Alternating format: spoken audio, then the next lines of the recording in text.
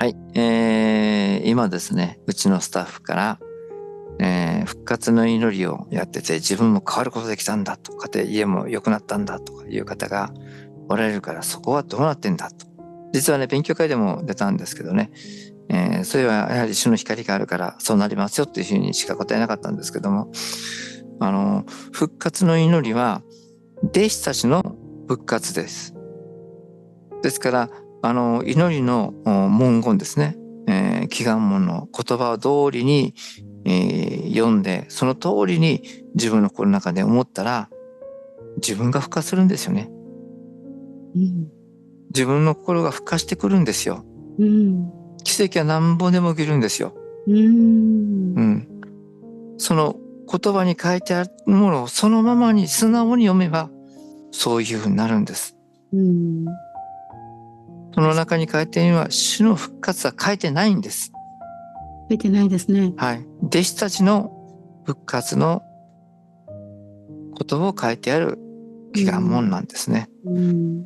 でこれをね、勘違いして、奇跡が起きるからとかね、自分が少しね、心が心境が変わったからと、やっぱしやるべきなんだって、それ自分が利を得たわけですよね。何らかの。主が復活されたわけじゃないんですね。はい。だから少しでもちょっと頭の中で考えていただきたいと思いますね。結果どうでしたかっていう。自分のところですよねっていう。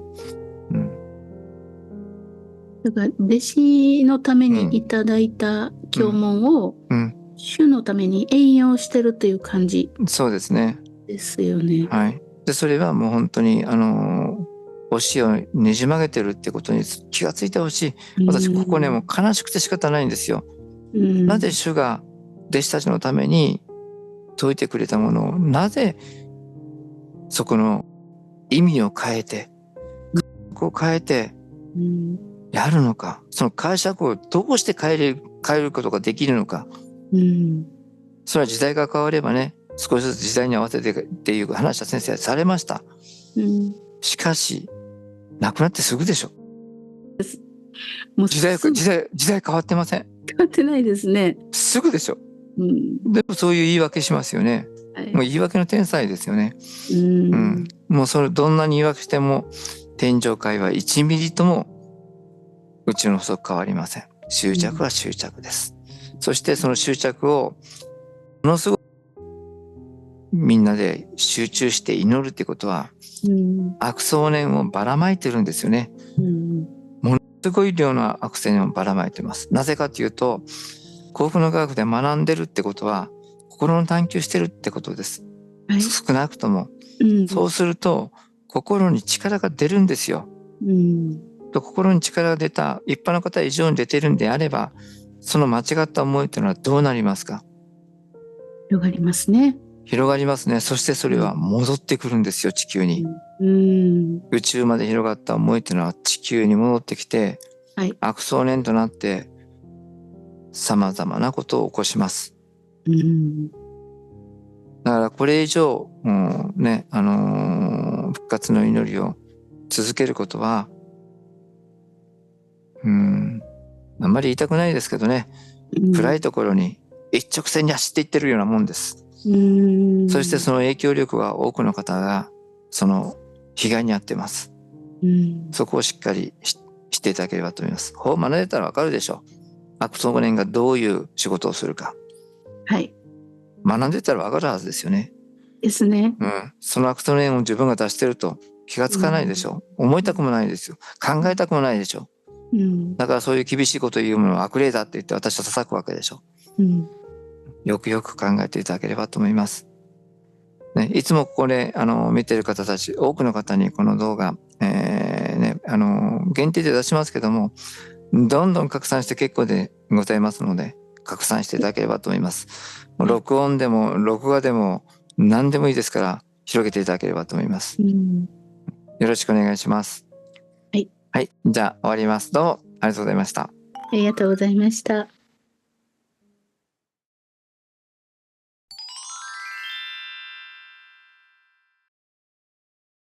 はい。おいただきましてありがとうございます。それでは、エレナさんの方にお入りいただきますようお願いいたします。はい、お願いします。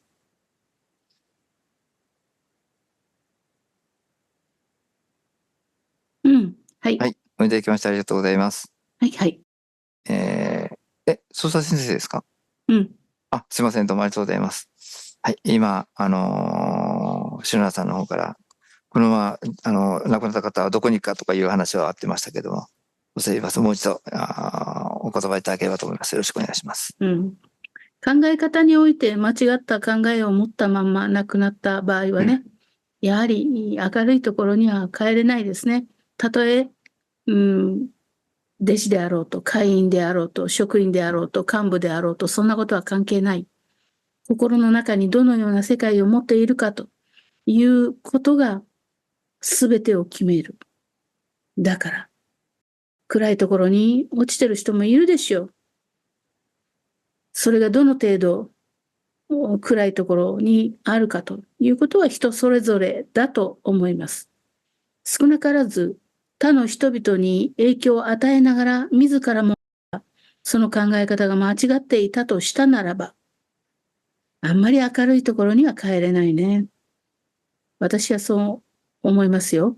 実際にそういう人が最近よく帰ってきている。ところが逆に地上にいるときに実際に話していたことは周りの人たちと同じような言葉を喋っていても、心の中で思いが正しい方向に持っている人、そういう人は少しばかり明るいところに帰ってますよ。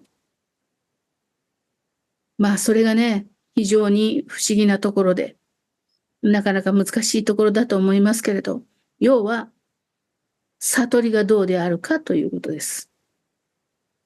まあ悟りがしっかりしていて、言葉を間違うということはないでしょうけれど、しかし、心の中が間違っているのに言葉だけが正しく語っている人というのは、完全に暗いところに行きます。それが答えです。いいですか？篠原さん、いいですか？はい、どうもありがとうございました。はい、監督の方から何か質問ないですか？はい。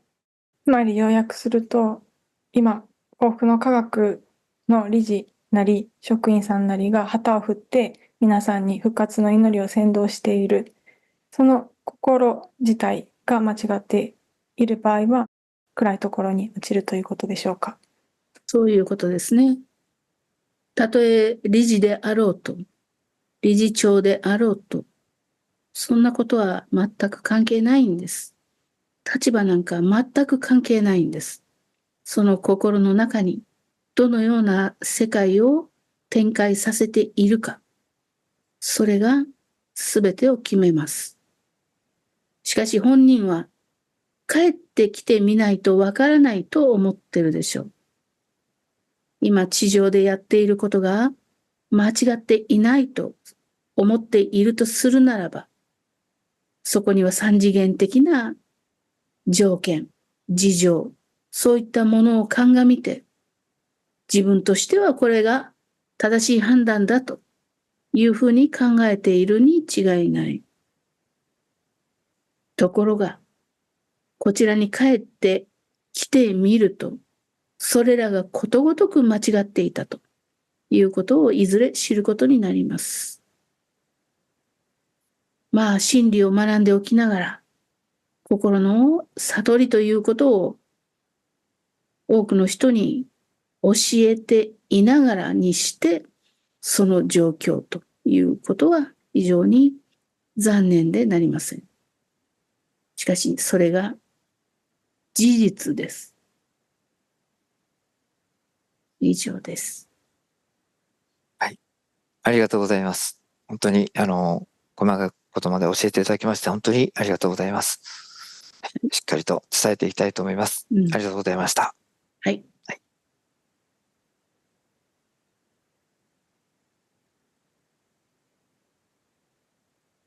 霊界はやはり厳しいですね。何一つくらますことできませんね。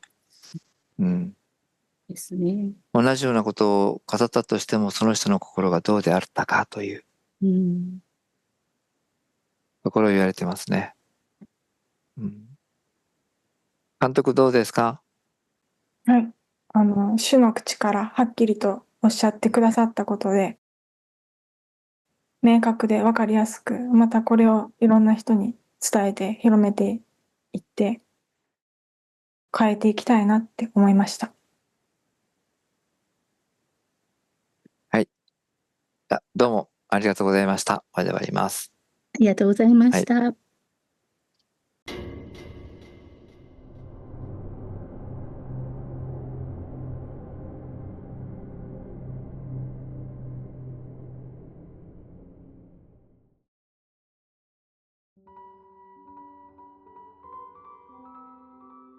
高明です。はい。はい。